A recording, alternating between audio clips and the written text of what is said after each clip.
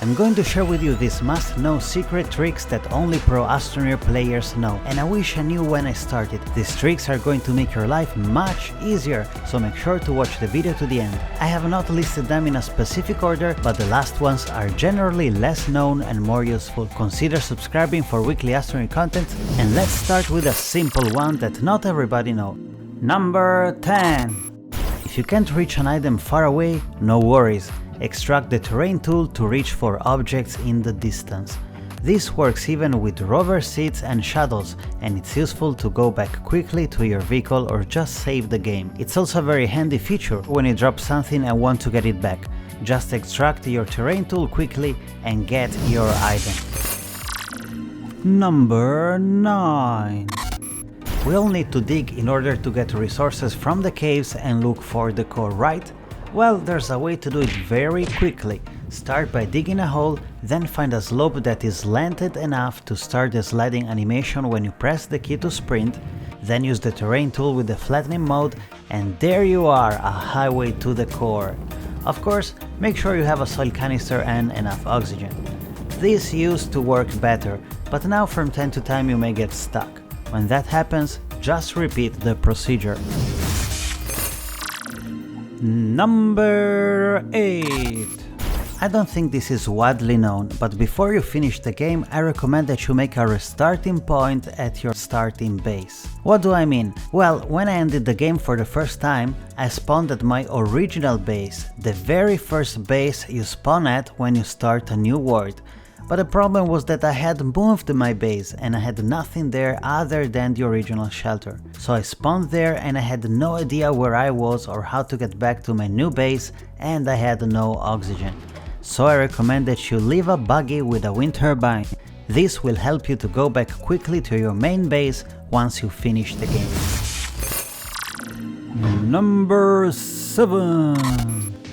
Don't use the terrain tool to gather resources in large quantities. Rather, use a node extractor to maximize production. So when you need resources, you don't want to walk for 15 minutes just to collect 10 ores, right? Rather, use a node extractor so that you can maximize your grinding. Node extractors gather up to 15 times more resources than using the terrain tool.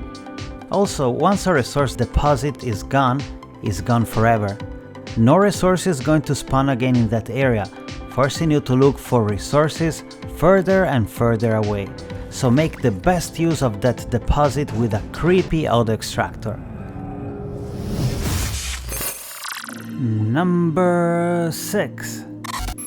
Our next pro trick that I wish I knew earlier is also related to auto extractor. Overclock your auto extractor. I don't know what would be more professional than overclocking an auto extractor. This is not my design, I have found a few different designs on the social. Check the video in the description if you want to overclock your auto extractor and make it work even faster. Number 5. We all know the pain of using a paver, right? You are trying to make a nice path or a bridge and the paver works very well, but man, it's as slow as a snail. So here's a trick. Keep on pressing and releasing the key that activates the paver, and it will go way faster. You can even try a different pattern in the way you press the keys to find the paving technique that you prefer. Perfect. Number 4. You probably know already that you can place down tethers with a specific key. It's the T key on a computer. And you probably know that if you place items in your backpack widget slots, you can activate them by pressing the C or V key. But did you know that you can place down extenders just like you would tethers? This is how you used to do it. Place the extender, unpack another one, place it down, connect it to the preceding one, and so on. Really a pain in the neck. And this is how I do it now. Place the extenders in one of your widget slots, then just pull the cable out as much as you want, just press the keys you use to rotate items and an extender will be deployed for you. I 100% wish I knew this earlier. This makes automation so much easier.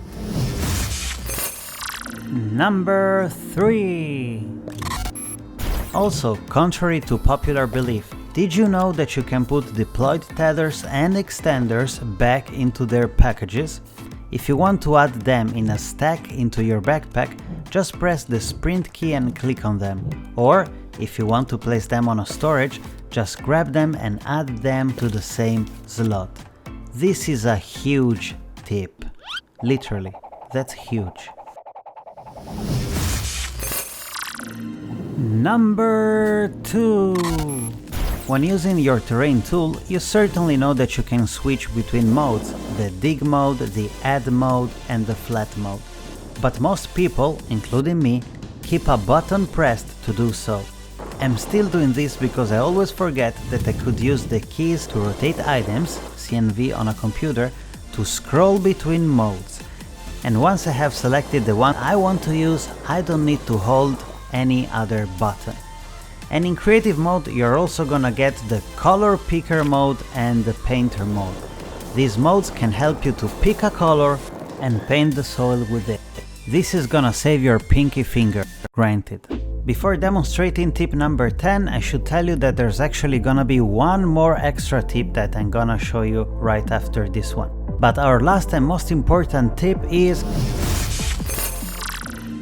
number 1. Subscribe to my... I'm just kidding, I have a real tip for you. Seriously though. So tip number 10 is use the research catalog light. Let's say that you cannot afford an item yet because you don't have enough bytes.